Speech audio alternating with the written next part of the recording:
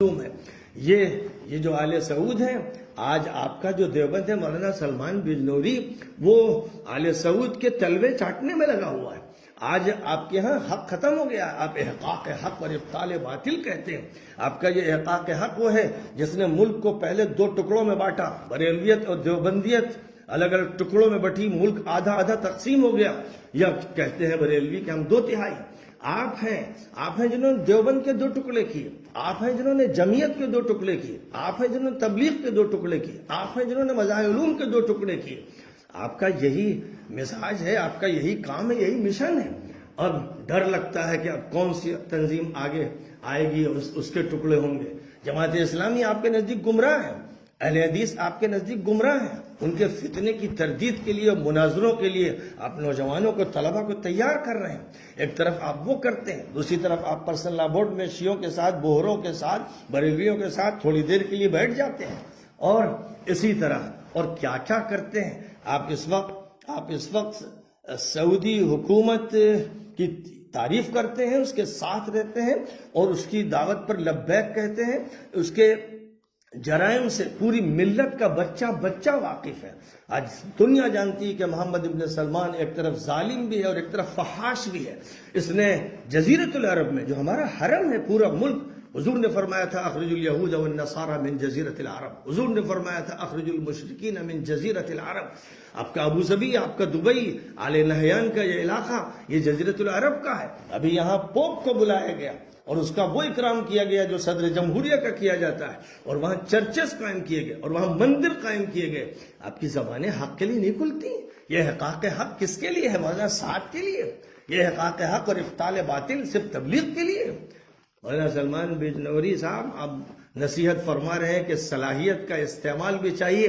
جو آپ کو اللہ نے بولنے کی صلاحیت دی ہے، کچھ لکھنے کی صلاحیت دی ہے، اس کا صحیح استعمال کیجئے۔ اور جو وقت کے ظالم ہے اور وقت کے مجرم ہیں، میں نے بتایا کہ صالح مغامسی نے ابو بکر صدیق کا نام لے کر گستاخی کی، خالد بن الولید کا نام لے کر گستاخی کی رضی اللہ عنہما، اور آپ کے عبد الرحمن سدیس نے حضرت عمر کی صفت، حضور نے فرمایا تھا وہ ملہم اور محدث، یا یوں کہ اگر یکو فی امتی محدث فعمر۔ آپ کے جناب سدیس نے محمد ابن سلمان جیسے مجرم کو، عیاش کو، جزیرۃ العرب کو فروخت کرنے والے انسان کو محدث قرار دیا، ملہم قرار دیا۔ احقاق حق کہاں گیا؟ ابطال باطل کہاں گیا؟ ذرا برائے کرم اپنے گریبان میں منہ ڈال کر دیکھیے اور دیکھیے کہ آپ وہ دیوبند نہیں ہیں۔ وہ دیوبند مولانا قاسم نانوتوی کا ہے، وہ دیوبند ہمارے نوجوان عزیز شکیب قاسمی کا ہے، وہ دیوبند ہے جو بانی کی میراث سنبھالے ہوئے ہیں، اور آپ بانی اور بانی کی اولاد کے باغی ہیں۔ آپ نے دھکے دے کر ان کو اس دیوبند سے نکالا جو انہوں نے بنایا، جو ان کا ہے، جس میں ان کا فکر چلا۔ آپ اس دیوبند کے باغی ہیں، آپ ان پر ظلم کرنے والے ہیں۔ دنیا جانتی ہے کہ قاری طیب صاحب سسکتے رہے، روتے رہے، تڑپ تڑپ کر انہوں نے حضور پاک علیہ السلام کی بارگاہ میں نعت کا نذرانہ پیش کیا جو درد سے بھرا ہوا ہے اور جلسوں میں پڑھا جاتا ہے۔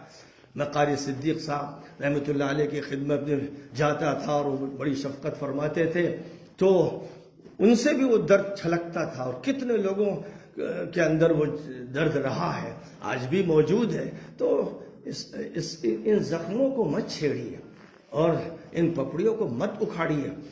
آپ کا جو دیوبند ہے وہ بر صغیر میں بھی تسلیم شدہ نہیں۔ آپ کو ملت، آپ کے اندر سے ملت کسی کو قائد بنانے کے لیے تیار نہیں۔ وہ مقام تھا قاری طیب صاحب کا، اور ان کے بعد مقام تھا مولانا سالم قاسمی صاحب کا، اور اس نسبت کو دیکھتے ہوئے اور علم کو، ادب کو، شائستگی کو، شرافت کو، نرمی کو دیکھتے ہوئے وہ مقام ہے، میں سمجھتا ہوں، مولانا ابو سفیان قاسمی کا۔ ان کے پاس اگر پیسہ نہیں اور آپ کے پاس پیسہ زیادہ ہے اور آپ نے دولت کے مراکز سے رابطہ قائم کر رکھا اور بلڈنگیں بنا سکتے ہیں اور زیادہ طلبہ کو لا سکتے ہیں، اس سے نہ اللہ کے یہاں عزت ہوتی نہ رسول اللہ کے یہاں۔ مسلک، صحیح مسلک پر بھی قائم رہنا ہے اور شرافت کے ساتھ رہنا ہے۔ مسلک نہ کسی پر تھوپنا ہے، نہ احقاق حق کا شور مچانا ہے۔ احقاق حق اگر کرنا ہوتا، ابطال باطل کرنا ہوتا، تو سعودیہ کے خلاف کھڑے ہو جاتے آپ، اور وقت کے ظالم حکمرانوں کے خلاف کھڑے ہوتے۔ آپ تو عبد الناصر کے ساتھ رہے، انور السادات کے ساتھ رہے، مصطفیٰ کمال کی تعریف کرتے رہے، اس کو غازی کہتے رہے۔ آپ کا یہ دور ہے اور آپ کا یہ دائرہ ہے، اس لیے اس دیوبند کو اپنے دیوبند کے ساتھ مت جوڑیے۔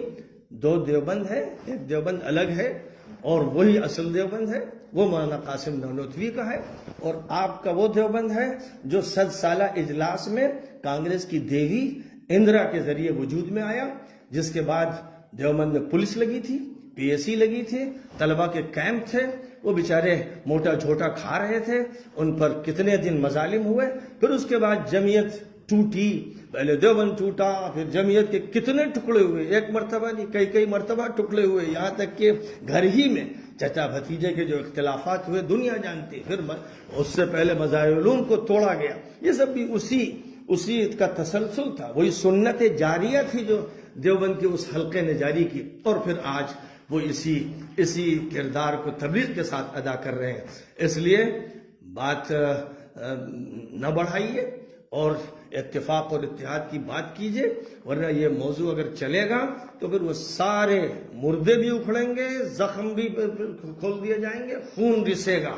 وہ جو آپ کے پڑوس میں دیوبند ہے وہ اصل دیوبند ہے، میں کھل کر کہتا ہوں وہ اصل دیوبند ہے، وہ ہے حضرت مولانا قاسم نانوتوی رحمۃ اللہ علیہ کا، جو عالمی شخصیت تھے، وقت کی سپر پاور سے ٹکرا رہے۔ آج کی سپر پاور ٹرمپ کی ہے، خبیث دیوس ٹرمپ کی ہے، جس کا ادنا ساتھی اور غلام محمد بن سلمان ہے، اور دوسرا ساتھی نتن یاہو ہے، اور آپ کا دیوبند آج محمد بن سلمان کے جو گماشتے ہیں، ملازم ہیں، اور جو اس کے ادھر ادھر دنیا میں پبلسٹی کے لیے بھیجے جانے والے لوگ ہیں، ان کے حوالے سے آپ اپنی عظمت بیان کرنا چاہتے ہیں؟ ان کو دنیا نہیں ماننے کے لیے تیار ہے، اور پوری دنیا ان سے کراہت کر رہی، نفرت کر رہی، ان کو غلاظت سمجھ رہی ہے۔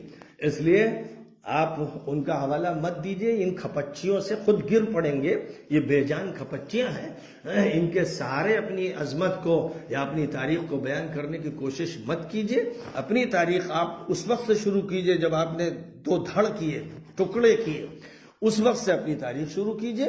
اور مولانا قاسم نانوتوی سے جو تاریخ مولانا حسین احمد مدنی تک ہے، وہ بھی ٹکراتے رہے وقت کی سپر پاور سے۔ آج کی سپر پاور کے ایجنٹوں کے تلوے چاٹے جا رہے ہیں، کوئی نسبت ہے؟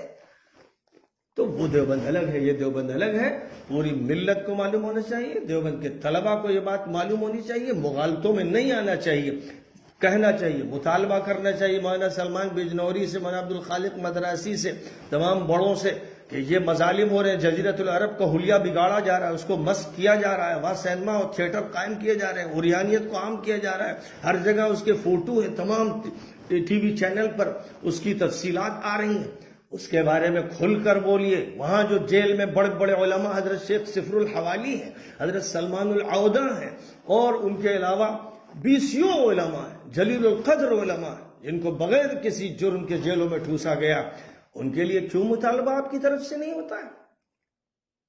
جو آپ کو معلوم ہونا چاہیے، پہلے بھی میں لکھ چکا ہوں، سعودیہ ہی سے